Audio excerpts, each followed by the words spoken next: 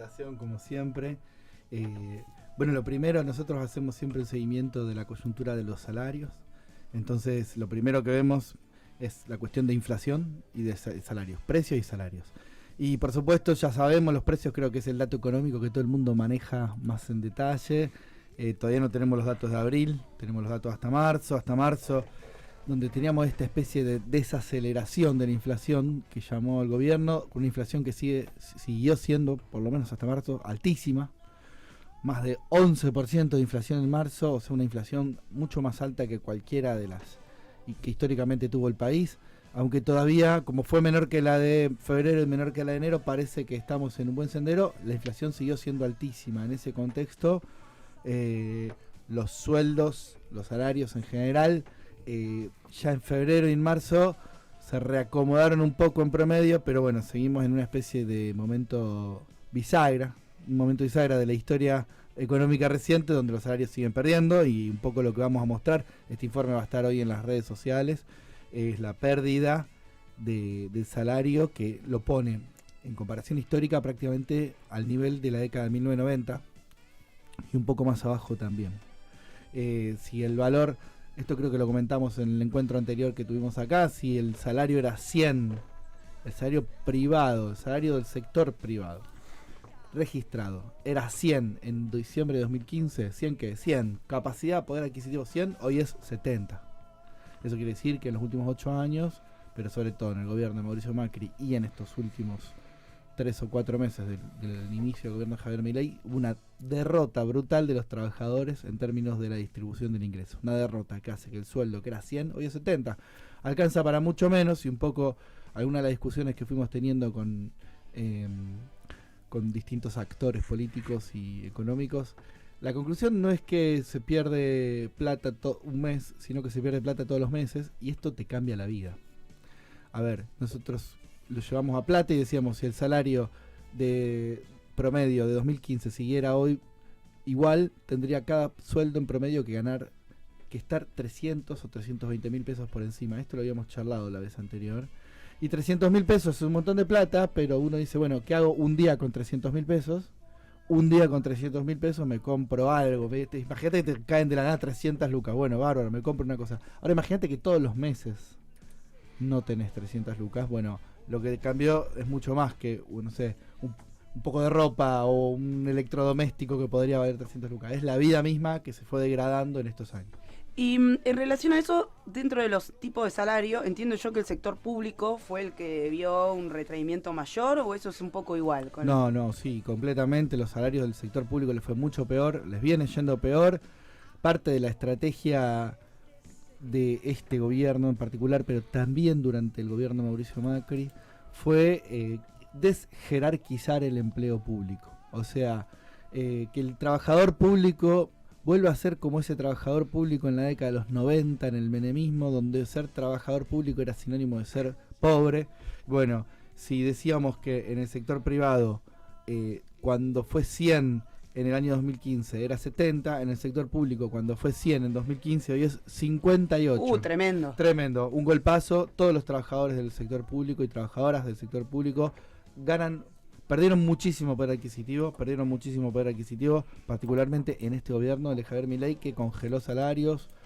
Nosotros que trabajamos en la universidad lo vemos, pero no solamente en la universidad, todos los trabajadores del sector público están golpeadísimos en este brote inflacionario. Sí, la universidad, la verdad que los sueldos ya no alcanzan ni a cubrir la mitad del salario digno. Están muy atrás. Muy atrás, porque tuvimos 90% de inflación desde que empezó este gobierno y aumentos. Y es algo que no se sabe, vos sabés, que el otro día charlando con un militante un poco libertario, me decía que él no sabía que los docentes universitarios ganaban tan mal, y me comentaba también que la plata se la quedaban los rectores, me dijo, y los sindicatos. No. Yo, mirá, eso ya está fijado, no es que la universidad le pasan la plata y el rector la esconde, y no, digo, eso ya está queda pautado de cuánto vamos a ganar, y que los... Dice, no, bueno, entonces la culpa es de los sindicatos. Digo, bueno, puede ser que haya algún tipo de responsabilidad de los sindicatos, pero en definitiva los que fijan ese salario son los dirigentes del gobierno nacional. Sí, que además no hubo prácticamente paritaria en los encuentros entre el Consejo Interuniversitario y la Nación, o sea, entre las universidades y el Estado Nacional les fijó unilateralmente lo que íbamos a ganar los docentes y los no docentes, todo el personal, y realmente es una vergüenza. Y ahora yéndonos un poquito al informe, pero algo que también trabajan, que es el equilibrio fiscal que anunció el gobierno, que lo hemos conversado también dentro del programa, pero también desde Mate, ¿qué perspectiva tienen en torno a este equilibrio fiscal? ¿Es sostenible? ¿Y cómo se alcanzó? O sea, ¿a qué costo? Bueno, entendemos que no es sostenible, o sea, es un equilibrio fiscal dibujado contablemente, quiero decir. Existe el equilibrio fiscal, pero es porque hay un montón de cosas que no se contaron, digamos. Entonces, al no contar cierta deuda o hacer una chique tan brutal en algunos gastos, bueno, efectivamente lo pueden sostener un mes o 2 meses, pero este equilibrio fiscal es de mentira. Es un recorte que implicó un empobrecimiento primero y principal de los jubilados, pero también, como decíamos recién, de los trabajadores estatales. Se quitaron subsidios a la energía, se quitaron transferencias a las provincias, se achicaron los programas sociales, se achicó, se destruyó la obra pública. Entonces, básicamente es una celebración, están celebrando una crueldad. Están celebrando ser crueles con los jubilados, con los trabajadores de la obra pública que fueron despedidos, y que tenemos miles de trabajadores en todo lo largo y lo ancho del país que trabajaban en obra pública y que no se quedaron en la calle. Claro, no se conoce, a lo mejor no es que no se conoce porque lo estamos comentando y todo, pero bueno, el gobierno celebra haber cambiado inflación, que es un fenómeno que afecta a todo el mundo, por un fenómeno que afecta a algunos, que es la desocupación. Obviamente que a los desocupados y desocupadas de este gobierno les cambió la vida para mal, y esta crueldad, esta gente que se quedó en la calle, estos jubilados a los cuales no alcanza para llegar a fin de mes, eso es lo que está celebrando el gobierno. Y ahora con eso vos me das pie, porque justo vos planteaste, cambiaron una inflación por despidos, y también ahí me lleva a una discusión un poco más económica y algunas voces que se empiezan a escuchar en relación a, digámosle, economistas un poco más de este palo, sí, que están planteando que el ajuste era inevitable y se empieza a generar como un consenso de que sí o sí la economía había que ajustarla, que en algún punto se coincide con el discurso de los economistas del sector de Javier Milei o de más afines a lo que fue el gobierno de Macri.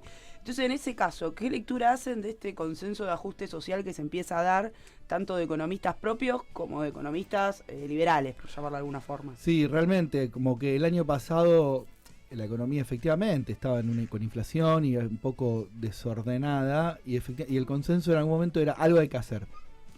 Algo hay que hacer porque así no se puede seguir. Y ese algo hay que hacer, que podría haber sido otra cosa, mutó en un consenso de hay que ajustar, que no es lo mismo. Algo había que hacer y probablemente algo que había que hacer. Ahora, había que hacer este ajuste porque la pregunta es también ¿qué ajuste? Y la idea es que este es el ajuste que había que hacer. No. Ajuste puede significar muchas cosas, pero concretamente ajuste significa una variación de los precios relativos. ¿Qué quiere decir esto? Lo explico. Los precios varían todo el tiempo, aumentan, hay aumentos de precios en general, pero más o menos a la par. Pero un precio relativo es un precio en relacionado con otro. Hay un precio que aumenta más y un precio que aumenta menos. Entonces, dos de estos, nosotros sabemos que 2 pizzas valen una docena de empanadas, una cosa así, y esa relación se mantiene, pero en un momento puede ser que las empanadas sean más caras, pero no es el problema las empanadas o la pizza, sino que hay un par de precios que son precios claves en la economía, y uno es el salario. Entonces, el ajuste es un cambio relativo de precios, y el precio relativo que más cambió justamente es el precio del trabajo, el salario. ¿Por qué? Porque se abarató el salario, y este es el ajuste que se vino a hacer, y este es el ajuste que algunos están defendiendo, inclusive gente que podemos decir de este lado, gente compañera, qué sé yo. Me parece que del campo nacional y popular, del campo progresista, había que hacer un ajuste. Y no, ¿cuál es el precio relativo que había que cambiar? Efectivamente, había que bajar el salario. Me parece que ese no puede ser la bandera, y ni esa, y finalmente, el ajuste también se hizo sinónimo de achicar y destruir el Estado. Ese ajuste no está bien, digamos, no necesariamente tiene que ser eso, puede ser otro tipo de ajuste, algunos hablan, bueno, no era motosierra, debería haber sido un bisturí, algo mucho más, bueno, a lo mejor podría haber sido eso, pero esa discusión no se dio nunca. Ahora el consenso es que había que ajustar de esta manera tan brutal. Me parece que eso hay que reabrirlo, porque no son palabras, o sea... Una discusión, sí, vale. Hablando esto sobre la motosierra de Cora, en el 2011, cuando Cristina gana con 54 puntos, Cristina dice, Bueno, viene la sintonía fina. La sintonía. ¿Se acuerdan de eso? Sí, señor. Digo, para esto de pasar al extremo de... bueno, hay que ajustar todo. Hay que pasar con todo la guadaña y que incluso se compensen los propios, digamos. Claro. Bueno, me acordaba de esto de la sintonía fina donde Cristina decía, bueno, vamos a seguir desarrollándonos, va a seguir creciendo el salario, vamos a ajustar algunas cositas. Claro, pero no, ahora parece que el ajuste ha sido y nada, me parece que justamente hay que correrse de ese lugar, lo mismo, digo, las palabras están en el aire, se habla de reforma laboral. Reforma laboral puede ser cualquier cosa, en el sentido de que una reforma laboral puede ser una reforma que dé derecho a los trabajadores, una reforma laboral que garantice salarios más altos, una reforma laboral que garantice mejores condiciones laborales, y se está hablando de reforma laboral como sinónimo de también destrucción de derechos de los trabajadores y trabajadoras. Bueno, no se puede llegar a ese consenso. Me parece que está bueno ponerlo sobre la mesa, empezar a discutir qué quería decir ajuste y qué tipo de ajuste, en todo caso, más esta idea de sintonía fina o más esta idea de, bueno, se pueden hacer algunas cosas. Se puede repensar el gasto público, sí, una cosa es repensar el gasto público, priorizar cierto gasto público por sobre otro, y otra cosa es destruir el Estado Nacional, quitar la obra pública de todo el país, quitar la infraestructura, porque en definitiva lo que estamos discutiendo es cuál es el futuro del país, cuál es el modelo de desarrollo económico que estamos buscando, y ese modelo que nada, no va a ningún lado. No sé qué modelo de desarrollo vamos a tener o qué país desarrollado vamos a tener si no tenemos ciencia, si no tenemos infraestructura, si no tenemos tecnología, si no tenemos educación de calidad. Bueno, no vamos a ser un país desarrollado de esa manera. Sí, y en esta me meto con una última que me pareció interesante del informe, sobre todo por la periodicidad que maneja, donde se habla de que la actividad industrial está en los niveles más bajos de los últimos 18 años. Claro, el ajuste no solamente fue sobre el sector público, sino que este ajuste tan brutal es una búsqueda de la recesión. Es una búsqueda declarada, no sé si declarada, pero por lo menos bastante clara, eso sí, sin duda, de una recesión, de un achicamiento de la economía, y no hablo del Estado, de la economía en general. No hay ventas. Ayer veía un hilo, véanlo, después lo podemos comentar, un hilo en Twitter de alguien que preguntaba... cuéntenme cosas de la economía real. Y entonces la gente le empezaba con, tengo un corralón, no vendo materiales, bajé el 40% la venta de materiales de construcción. ¿40%? Digo, bueno, las materiales de construcción, pero también la gastronomía, el comercio en general, las industrias que están paradas, el uso de la capacidad instalada en la industria, que es una medida estadística sobre cuánto se usan o no se usan las empresas, las fábricas. Bueno, están en los más bajos de los últimos 20 años. Es una es casi el nivel más abajo inclusive que el nivel de la pandemia. Entonces, bueno, no pasó una pandemia, pero pasó un gobierno que destruyó la economía de manera brutal bueno, yo entiendo que para un objetivo político, para después reconstruirla eventualmente, no me queda claro cómo, sí para bajar la inflación. Y bueno, la pregunta es, ¿vale la pena o valió la pena bajar unos puntos de inflación que todavía no bajó? ¿Que va a bajar la inflación? A costa de desocupación, a costa de no producir, a costa de que la economía nacional sea más chica y nos cueste más llegar a fin de mes, no a nosotros, a todos y cada uno de los argentinos, que Argentina sea el único país prácticamente del mundo que va a achicar su economía este año. Bueno, es un costo bastante alto. Para ser una potencia mundial, además. Para además, claro, ¿cómo vamos a llegar a ser Alemania si estamos destruyendo 30 años? Claro. Si no hay, además, si no hay ciencia, no hay infraestructura, no hay camino, no hay rutas, no hay nada, digo, ¿cómo vamos a ser una potencia? No existe. Completamente. Sí, yo más que nada porque tengo mucha charla con el libertario, o sea, yo no soy de las personas. ¿Por qué tenés tantos amigos libertarios? Me gusta contrastar. Me gusta, no es que sean amigos. No, está todo bien, hay que tener amigos. No, y un ingeniero industrial me decía que, ingeniero industrial graduado de la UTN, digamos. Me decía que bueno, que trabajaba en una industria donde realmente había notado una caída de la actividad, que tenía mucha capacidad ociosa, o sea, eso lo reconocía. Y yo le digo, ¿y esto impacta en despidos? Sí, hubo despidos, me dice. Igual todavía no se hizo en función de la cantidad de capacidad ociosa que tenemos. Y digo, ¿y qué problema cuando hay despidos, no? Me dice, sí, bueno, pero ¿a qué costo hay que sostener los puestos de trabajo? Fue su respuesta. O sea, claro. Bueno. Sabe que él no era el despedido. Claro. Ahora el jefe. Claro. No, era empleado, pero... Joder, ¿no? Ya le va a tocar. Yo esta discusión un poco que parece que ha llegado a la política argentina, donde también está la económica, que es como un partido de fútbol de golpe. Claro. Los que ajustamos contra los que no ajustamos y vamos para avalancha a gritarnos la culpa de usted, y ¿sabes? Como que estamos en un nivel de discusión donde alguien que trabaja en una industria te dice que la caída industrial en definitiva es buena porque había puestos de trabajo que eran ficticios. O sea, bueno, estamos en un nivel de discusión bastante poco empírica. No, una locura. Ayer hablaba tengo un amigo que tiene un negocio acá en la calle San Luis, que es un amigo de toda la vida, y bueno, me decía esto, no venden nada, tiene varios empleados, porque en realidad tiene como 3 negocios. Tuvo que despedir a 2 personas, o sea, con todo el dolor, él me lo decía, porque obviamente alguien que trabaja junto, digamos, alguien que tiene un comercio, que está en el comercio también todo el día y que trabaja te relacionas todo el día. Sí, que no es un jefe tomando una decisión en una oficina en Buenos Aires. Pero bueno, él dice, no, bueno, pero también es parte de culpa del otro gobierno. Bueno, pero, o sea, también buscando una justificación por ese lado, diciendo, bueno, algo había que hacer, ¿no? Bueno, ¿a qué precio? Claro, él tampoco era el despedido. Ella es mi amigo, yo lo quiero. Bueno, aparte Pero de la bueno. tarea que tenemos, ¿no? Por delante. Sí, discutir también estas cosas. Esto que parece tan obvio que había que ajustar. No, no es tan obvio. Obvio que había que hacer una reforma laboral. No, no es tan obvio.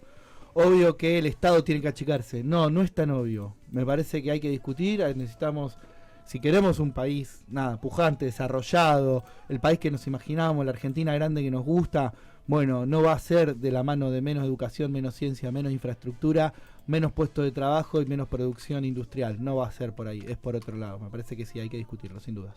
Bueno, Lavi, te agradecemos mucho el tiempo, que hayas venido tan temprano. Te esperamos dentro de 21 días a ver de qué novedad nos trae también la política económica de este gobierno, que no deja de sorprendernos. Bien, Lavi, muchas gracias. ¿Dónde pueden encontrar el informe? El informe a partir de hoy en nuestras redes sociales, en Instagram, Twitter, Facebook, Mateconomía, así todo junto, con una sola E, Mateconomía.